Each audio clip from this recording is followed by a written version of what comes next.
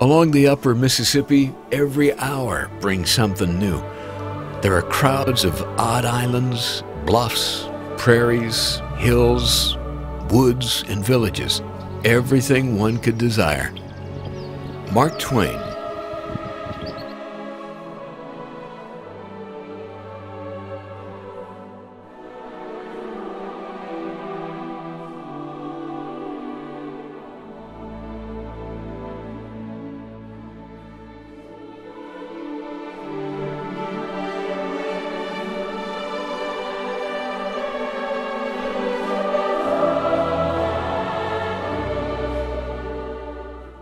I like sitting outside when dawn is just broke and it's so calm. The breeze smells clean and all you hear are the birds singing and little animals rustling in the bushes. It's a very spiritual experience. The Upper Mississippi River National Wildlife and Fish Refuge is one of the largest blocks of floodplain habitat in the continental United States. It's just a phenomenal place. The total is about 261 miles, about 240,000 acres. Just a phenomenal refuge all the way up and down.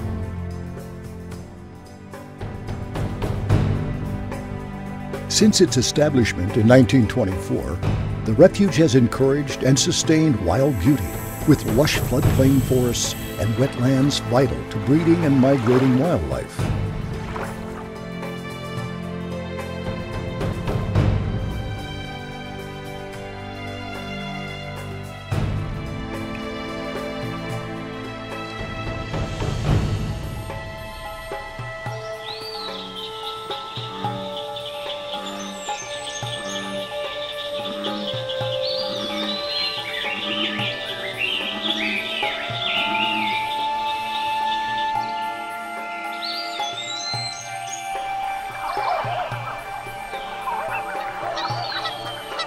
The river moves from land to water to land, in and out of organisms, reminding us what native peoples have never forgotten, that you cannot separate the land from the water, or the people from the land. Lynn Noel.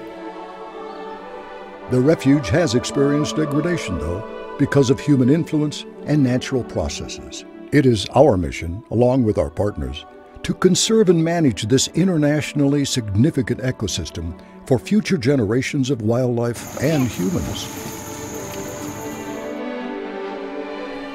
I climbed up to the top of one of the many bluffs around the river. It was like being on top of the world. I mean, everything was so small, even the trains. But you know, I got a really good look at how huge and long the river really is. Well, the thing that struck me the most was the mix of wilderness and industry. There's nothing but nature for miles and miles, and then around the river bend are factories and towns. It's kind of weird seeing thousands of tundra swan floating in the water with a huge barge going by in the background, but there seems to be a delicate balance here.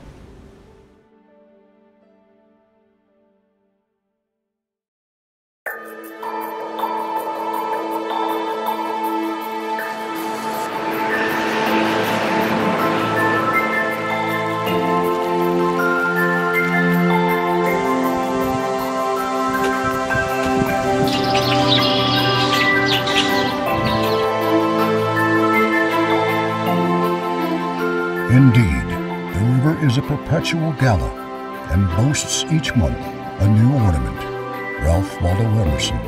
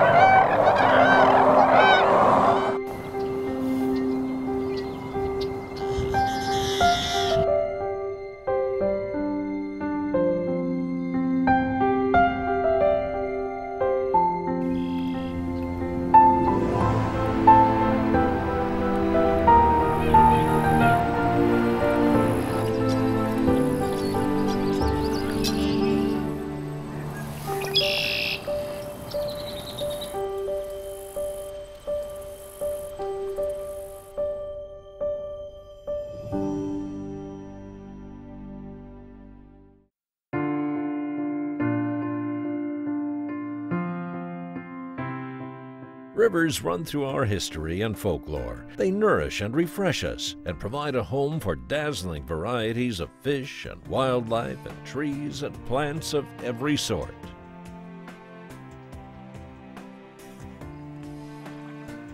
Oh man, there's nothing like putting your boat in at dawn and waiting for that first jerk on your line.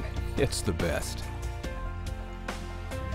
You know, being in a small boat taking pictures of the pelicans on the Seed Islands is absolutely incredible. I remember anchoring our boat once, and we were waiting for the waves to die down, and I noticed all the little bugs skittering across this carpet of duckweed floating in the water. More and more bugs seemed to appear, and they had their own little floating world in a huge backwater area. I had never seen a bald eagle in the wild before, and I just kept staring at this one majestic bird. But as I kept walking by the river's edge, I was seeing a bald eagle almost every minute. It was awesome. These are some of the most scenic trails I've ever been on. The river, the bluffs, the woods, the wetlands, it's all here.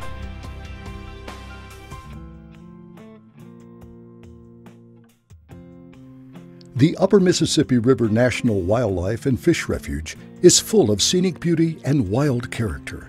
It is one of the last remaining contiguous corridors of fish and wildlife habitat in mid-America. You can play here, relax here, be here. The care of rivers is not the question of rivers, but of the human heart. Yeah, look at they're working us right now. It is not enough to love the refuge. It's a living thing and needs conservation, management, and sometimes restoration. This kind of care makes it possible for fish, wildlife, and plants to have a safe place to thrive and continue the Mississippi River's cycle of life.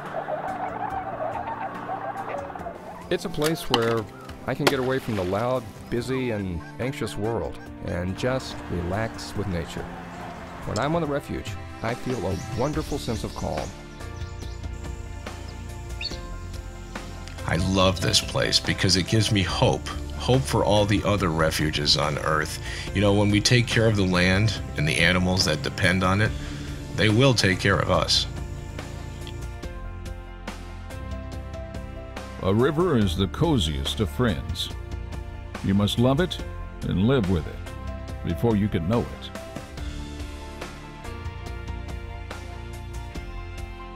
Experience the refuge in many different ways. Get to know and understand its rhythms and patterns. Help care for the refuge. The rivers are our brothers and yours, and you must henceforth give the rivers the kindness you would give any brother. Chief Seattle, Chief of the Suquamish.